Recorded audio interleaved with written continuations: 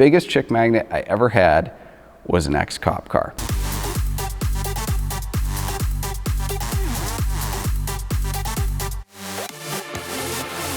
My parents, I don't want to say they're gullible, but they were in Amway, and they did buy colloidal silver and the Dale Alexander's cod liver oil. So, you know, maybe they were a little bit. I played upon that and convinced them they needed to buy a decommissioned Crown Victoria Police Interceptor so that I could practice what I had learned at Skip Barber. So we bought, it was an Irvine Police Department unit number 24, and it still had the 2 spotlights on the front, and of course it was white with a black grille and all that. We proceeded to add a couple antennas, one of them just dummy, the other one for the CB, and I installed a PA in it. You know, perfectly legal.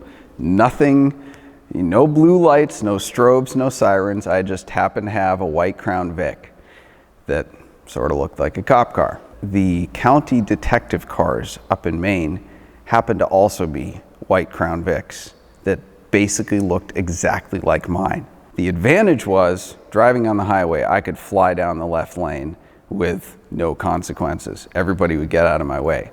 The disadvantage was, we lived in a small town, 2-lane roads, you get behind people, you went the speed limit everywhere. Girls loved it. You could say almost anything through the PA, and they would think it's hilarious. I drive Ferraris, Porsches, all sorts of stuff like that. People are like, oh man, those must get all the girls. No man, the biggest chick magnet I ever had was an ex-cop car. I had to, of course, buy the aviators, and I also went on eBay and bought myself one of these.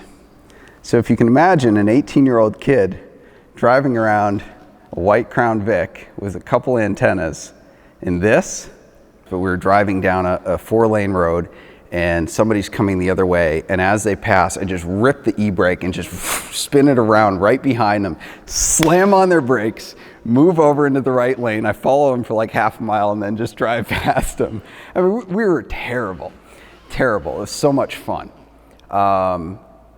Also, the fun thing to do on the highway, on a 3-lane highway, is what I would do is I just park in the middle lane and I go exactly the speed limit, and I just watch piles of cars, 2-mile-long lines behind me. I was driving through New York one time, and in New York it's illegal to talk on your cell phone while you're driving. Automatic ticket.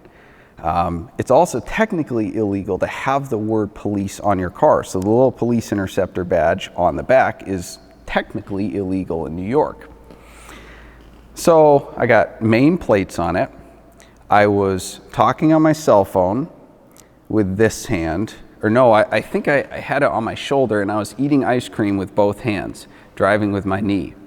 A state trooper pulls up beside me, and I look over, I'm like, this isn't good. He looks over and keeps driving. I'm like, man, this is awesome. I can do anything. So the PA was the most fun ever. Bad boys, what you gonna do? What you gonna do when they come for you? As we drive up and down the street, people just look at us. It's just so confused. I mean, that was really our aim, is just to confuse people. It was a lot of fun. I went to visit my friend, and he goes, hey, and this was in high school. So one of his friends was having a party at his house. His parents were away, so I mean, all minors, tons of booze, all that. He's like, let's go bust the party. So I get on my trusty hat and aviators. We all pile into the Crown Vic. And the best part was, as we're turning down the street, somebody behind us was going to the party. So they called people at the party. They go, guys, cops are on their way. Took the spotlights and we're, doing this. And I get on the PA, 100% volume. Kip Farron, come out of the house. Kip Farron, come out of the house now with your hands in the air. So we're waiting. And a couple minutes later, he walks out of the house, like this. He's coming out of the front lawn. And I couldn't contain myself any longer. I just start laughing into the PA, And so he sees it's us, and he comes over the driver's side and just drags me out of the car and starts hugging me because he's so relieved that he wasn't actually getting busted. And he's like, "Oh my gosh, dude, we were chucking beer in the woods and like flushing stuff down the toilet and this and that." He's like, "Holy crap, that was so awesome." We could see this pickup truck parked face out to the entrance of this gravel pit. So my buddy goes, "Hey, that's my cousin. He just got out of jail. He's on probation. I bet you any amount of money that he's back there smoking weed with an underage girl."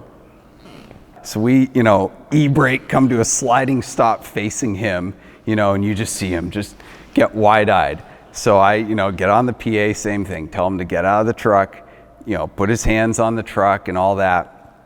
And of course, sure enough, in the passenger seat was this like about 14-year-old girl.